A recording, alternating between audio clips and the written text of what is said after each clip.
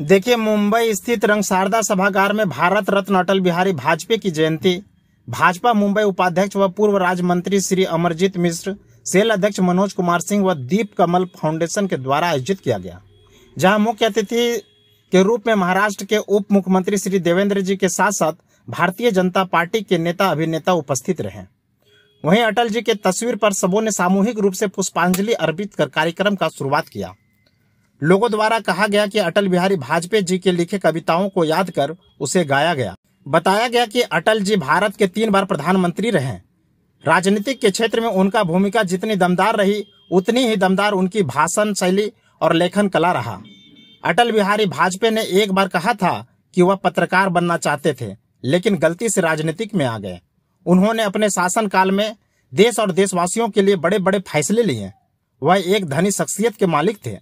कई राजनीतिक और लेखक बताते हैं कि जब अटल बिहारी वाजपेयी जनसभा में भाषण देने के लिए मंच पे आते थे तो लोग उनकी बातों के पूरे मग्न होकर सुनते थे।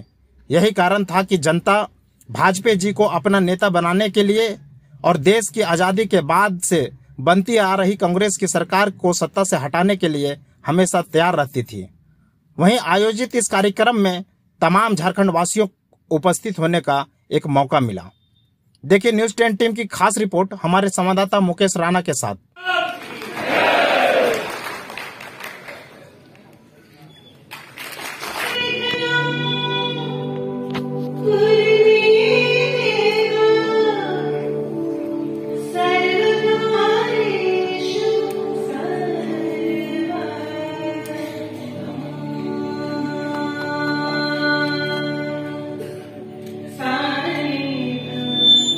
और एक पंक्ति कही थी कि सारे जहां से अच्छा हिंदुस्तान हमारा।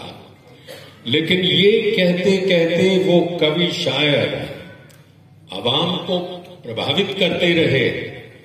टूटे हुए तारों से फूटे वासंती स्वर, पत्थर की छाती में उग आया नव अंकुर। झरे सब पीले पात, कोयल की कुहुक रात, प्राची में अरुणिमा की रेख देख पाता हूं, गीत नया गाना। अटल जी की कविता के अनुरूप पत्थर की छाती को चीर कर उसे उर्वर बनाकर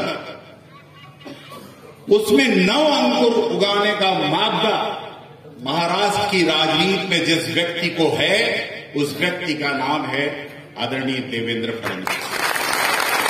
बहनों और भाइयों, महाराष्ट्र के कद्दावर नेता, मैं पद नहीं कहूंगा, एक कद्दावर नेता की उपस्थिति इस समारोह को हम सब जिसके दर्शन पंजन पान से आज गौरवान्वित महसूस कर रहे हैं, ऐसे आदरणीय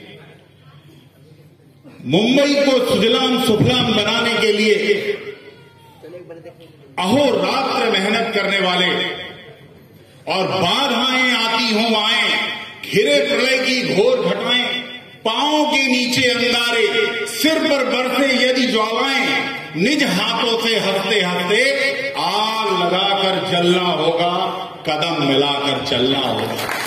ये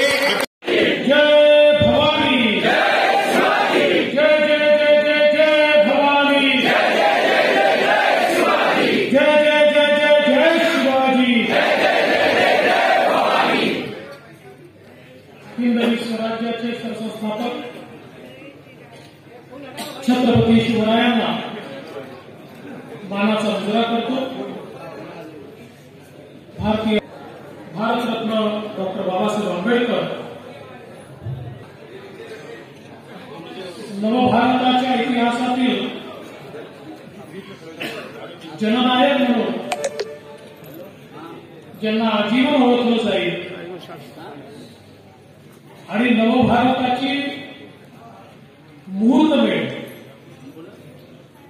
खऱ्या अर्थाने ज्यांनी ठेवली होता था। लेकिन अभी 2-3 दिन पहले उत्तर प्रदेश के मुख्यमंत्री योगी आदित्यनाथ जी ये मुंबई में आए थे और राज्यपाल जी के यहाँ हम भोजन पर गए। वहां पर उन्होंने एक बहुत अच्छी बात कही, साथ में रवि किशन जी भी थे। तो बातचीत चल रही थी, रवि किशन जी किस प्रकार से मेंबर ऑफ पार्लियामेंट बने। तब योगी जी ने कहा, मैं रवि किशन जी को, निरहुआ जी को वैसे जानता नहीं था, उनसे मेरी कोई मुलाकात नहीं थी, लेकिन अमरजीत मिश्र जी के उत्तर प्रदेश स्थापना दिवस पर मैं गया और वहां पर रवि किशन जी की और निरहुआ जी की मेरी मुलाकात हुई। और उसके बाद जो हुआ वो तो हम सबने देखा। रवि किशन जी भी मेंबर ऑफ पार्लियामेंट है और निरहुआ जी भी मेंबर ऑफ पार्लियामेंट है। तो आप जो परंपराएं शुरू करते हैं उसमें कैसा इतिहास बनता है ये शायद आपको भी पता नहीं है। इसलिए मैं ऐसा मानता हूं कि आप ऐसी परंपराओं को निभाते रहिए और जिस ताकत के साथ, जिस हिम्मत के साथ आप मुंबई में अलग अलग कार्यक्रमों की श्रृंखलाओं को यहां पर जारी रखते हुए और जिस प्रकार का कार्य करते हैं, मैं उस कार्य को बहुत बहुत शुभकामनाएं देता हूं। आपने मुझे इस कार्यक्रम के लिए चुना, इसलिए आपका दिल से आभार व्यक्त करता हूं। और फिर एक बार सर्वांनाच या ठिकाणी धन्यवाद देऊन माझे 2 शब्द संपवतो। जय हिंद, जय महाराष्ट्र।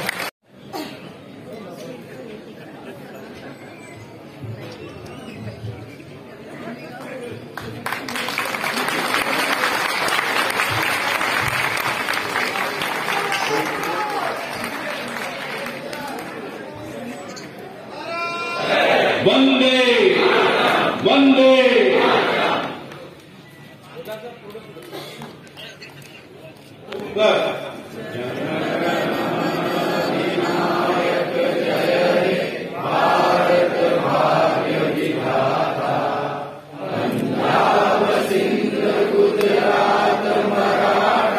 देखिए, भारतीय जनता पार्टी के संघर्षों की एक लंबी दास्तान जो जनसंघ से लेकर भारतीय जनता पार्टी की है, जो दीप और कमल के बीच का जो संघर्ष है, इस दौरान जो भारतीय जनता पार्टी ने संघर्ष करके एक देश को एक मुकाम पर आज लाया है, तो उसके लिए अटल जी की कविताओं का पठन हम सब करते हैं। उसके हमको ये जानकारी मिलती है कि कितना संघर्ष करने के बाद आज ये मुकाम पर हासिल हुआ है।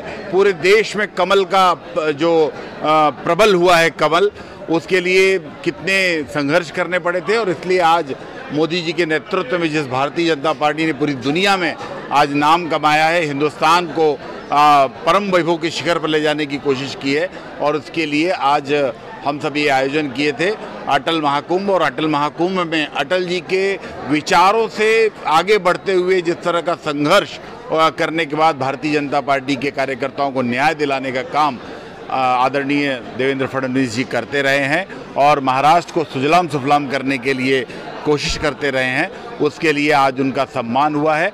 और पिछले दिनों हमने देखा है कि पद ये बड़ा नहीं होता, व्यक्ति का राजनीतिक कद बड़ा होता है, और इसके लिए उन्होंने छोटे मन से कोई बड़ा नहीं होता और टूटे मन से कोई खड़ा नहीं होता। ये अटल जी की कविता की पंक्ति है, उसके अनुरूप आचरण करने का काम आदरणीय देवेंद्र फडणवीस जी ने किया।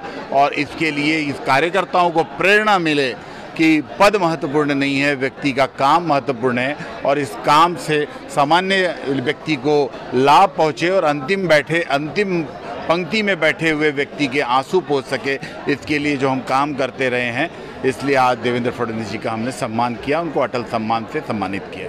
आपसे एक सवाल, आपकी तो गुणगान है कि उन कार्यकर्ताओं को महिमा मंडित करने का काम आदरणीय देवेंद्र फडणवीस जी ने किया है, और इसलिए आज वो महाराष्ट्र की राजनीति में शीर्ष पर हैं।